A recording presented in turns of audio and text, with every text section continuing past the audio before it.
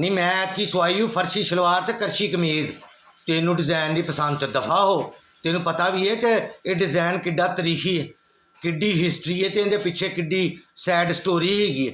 एक सी बादशाह उन्हें कुड़ी नाल मुहब्बत हो गई, उन्होंने आखन लगा मैं तेनू इस मुल्क की मलका बनाना चाहना। उन्हें आख्या दफा हो जा वड़ भांडे दे विच। वो ना बनी, वो बड़ा परेशान, तो उन्हें वजीरां नूं पुछया कि मैनू दसो मैं की करा के मन जावे। उन्हें आख्या लेडीज़ की प्रॉब्लम का तुहानूं पता ही नहीं, उन्हों की प्रॉब्लम है सूट, कोई चंगा सूट सुहा के देवो।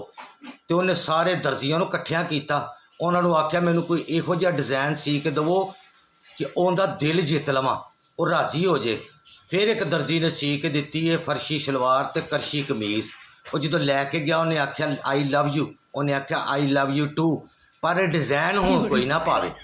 बादशाह आया, उन्हें उस दर्जी के हत्थ, तेन पता ही है चीप पोटी, तो लेकिन उन्हें आख्या इन्ना पैसा दे देंगा तेरिया 7 नस्लां खाणगियां।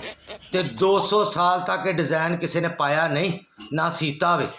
ये तो 200 साल बाद उनका पोतरा पड़पोतरा दगड़ मगड़ पोतरा उन्होंने ये डिज़ाइन लभा है संदूक दे विचों, तो उन्हें सीता है। नहीं 7 नस्लों का दसिया, हुण उहदे कोल पैसे मुक गए सी, तां उन्हें सीता ही डिज़ाइन।